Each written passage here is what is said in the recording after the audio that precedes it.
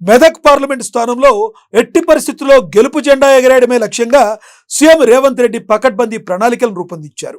బలమైన ముదిరాజ్ సామాజిక వర్గానికి చెందిన యువనేత నీలం మధును మెదక్ కాంగ్రెస్ ఎంపీ అభ్యర్థిగా ప్రకటించడంలో కీలక పాత్ర పోషించారు. నీలం మధును ఎంపిక చేయడంలో రేవంత్ మార్క్ స్పష్టంగా కనిపించింది. హస్తం పార్టీ పెద్దలు, ఉమ్మడి మెదక్ జిల్లాలోని కాంగ్రెస్ సీనియర్లు, కేడర్ ఇలా అందరి ఆశీస్సులతో నీలం మధు విజయఢంకా మోగించేందుకు సై అంటున్నారు.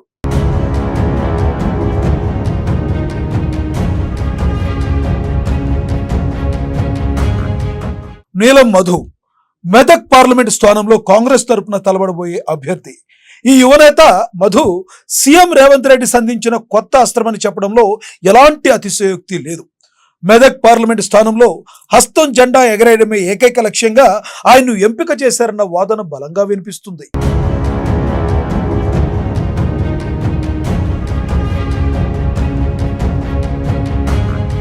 నిజానికి నీలం మధు ఓ యువనేత అయినప్పటికీ ప్రజాభిమానంలో మాత్రం కాకలు తీరిన రాజకీయ యోధుల కంటే ఆయన ముందున్నారు. సేవా కార్యక్రమాలు చేపట్టడం ద్వారా, దాన ధర్మాలు చేయడం ద్వారా, యువతకు ప్రోత్సాహం అందించడం ద్వారా ఇప్పటికే నీలం మధు ఉమ్మడి మెదక్ జిల్లాలోనే బలమైన నాయకుడిగా అవతరించారు.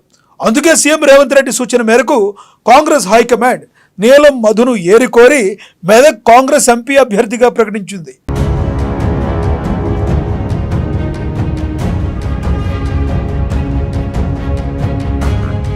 నీలం మధు స్వస్థలం సంగారెడ్డి జిల్లా పటాన్చెరు నియోజకవర్గంలోని చిట్కల్ గ్రామం.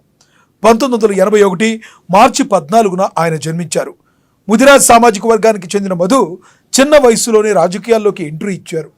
2014లో టీడీపీ తరపున జడ్పీటీసీగా పోటీ చేసి ఓడిపోయారు. ఆ తర్వాత ఆయన టీఆర్ఎస్లో చేరారు. 2014లో చిట్కల్ గ్రామ వార్డు మెంబర్గా పోటీ చేసి ఆయన విజయం సాధించారు. అక్కడే ఆయన రాజకీయ జీవితం మలుపు తిరిగింది. వార్డు సభ్యుడిగా గెలిచిన మధు అదే క్రమంలో గ్రామ ఉప సర్పంచ్గా ఎంపికయ్యారు. ఇలా 2014 నుంచి 19 వరకు చిట్కల్ గ్రామ ఉప సర్పంచ్గా బాధ్యతలు నిర్వర్తించారు. అప్పటి నుంచే సేవా కార్యక్రమాలు చేపట్టడంలో ముందున్నారు నీలం మధు. తనదైన సేవా కార్యక్రమాలతో గ్రామ ప్రజలందరికీ చేరువయ్యారు.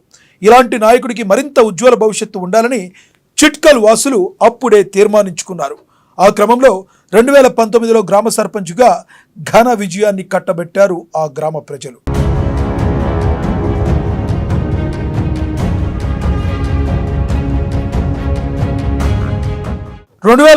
నుంచి 5 ఏళ్ల పాటు గ్రామ సర్పంచ్గా తన బాధ్యతలు నిర్వర్తించారు నీలం మధు. తన పదవీ కాలంలో సర్పంచ్ అంటే ఎలా ఉండాలో, ప్రజలకు ఎలా సేవ చేయాలో చేసి చూపించారు మధు. ప్రభుత్వం నుంచి అందే ప్రతి సంక్షేమ పథకం లబ్ధిదారులకు అందేలా చూశారు. నాటి సర్కారు చేపట్టిన హరితహారం లాంటి కార్యక్రమాన్ని గ్రామంలో విజయవంతంగా ఆయన అమలు చేశారు. ఇలా పనిచేస్తున్న క్రమంలోనే సర్పంచ్గా ఆయన పనితీరు అందరినీ ఆకట్టుకుంది. కేవలం గ్రామ సర్పంచ్గా ఉన్న మధు పేరు ప్రఖ్యాతలు జిల్లా అంతటా వ్యాపించాయి. ఒక సర్పంచ్ తన పరిధికి మించి ప్రజలందరికీ సేవ చేయడం రాష్ట్ర వ్యాప్తంగా చర్చనీయాంశంగా మారింది. గ్రామ సర్పంచ్గా ఉన్న మధు పేరు రాష్ట్ర రాజకీయాల్లో మారుమ్రోగింది.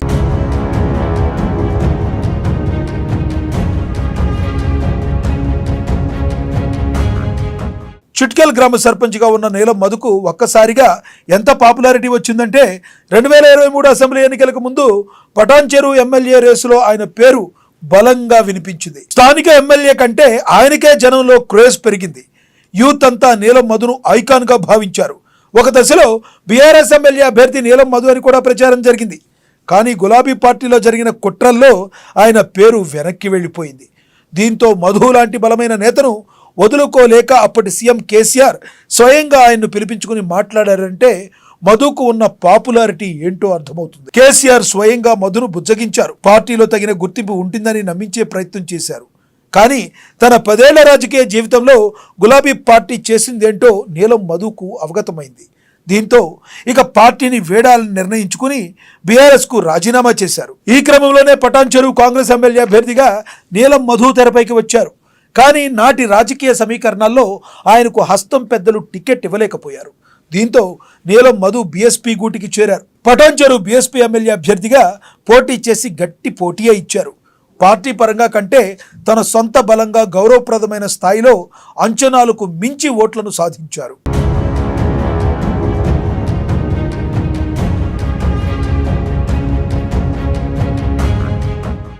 అసెంబ్లీ ఎన్నికల్లో ఓడిపోయినప్పటికీ నీలం మధుకు జనంలో క్రేజ్ ఏమాత్రం తగ్గలేదు.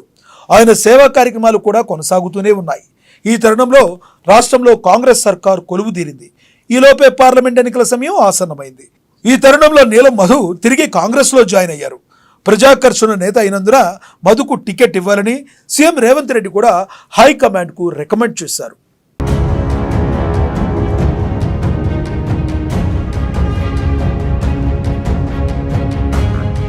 మెదక్ లోక్సభ స్థానం పరిధిలోని 7 అసెంబ్లీ నియోజకవర్గాల పరిధిలో కూడా ప్రతి నియోజకవర్గంలో 50,000కు తక్కువ కాకుండా ముదిరాజోట్లున్నాయి. ఆ లెక్కన నీలం మధు ఎంపీ అభ్యర్థి అయితే బాగుంటుందన్న అభిప్రాయం జనంలోకి కూడా వచ్చింది. మధు యువనేత కావడం, ముదిరాజ్ సామాజిక వర్గం కావడం కూడా ఇక్కడ బలంగా ఉండడం కనిపిస్తుంది. కాంగ్రెస్ నాయకత్వం భావించింది. అంతేకాదు ఉమ్మడి మెదక్ జిల్లాకు చెందిన సీనియర్లు కూడా మధుకే మద్దతు ప్రకటించారు.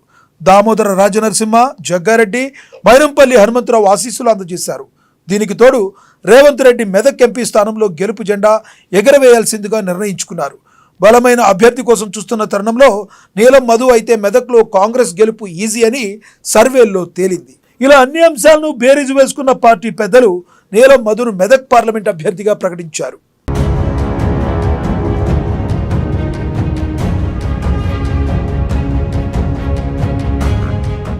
నీలం మధు మెదక్ కాంగ్రెస్ ఎంపీ అభ్యర్థి కావడంతో రేవంత్ మార్క్ స్పష్టంగా కనిపించిందని విశ్లేషకులు కూడా స్పష్టం చేస్తున్నారు. మధు కంటే బెటర్ అభ్యర్థి మరొకరు లేరని తేల్చి చెప్తున్నారు. మొత్తంగా సీఎం రేవంత్ రెడ్డి పక్కా ప్లానింగ్తో ఇక మెదక్ ఎంపీ స్థానంలో హస్తం గెలుపు లాంఛనమే అన్న అభిప్రాయం అటు కేడర్లోనూ ఇటు జనంలోనూ బలంగా వినిపిస్తుంది.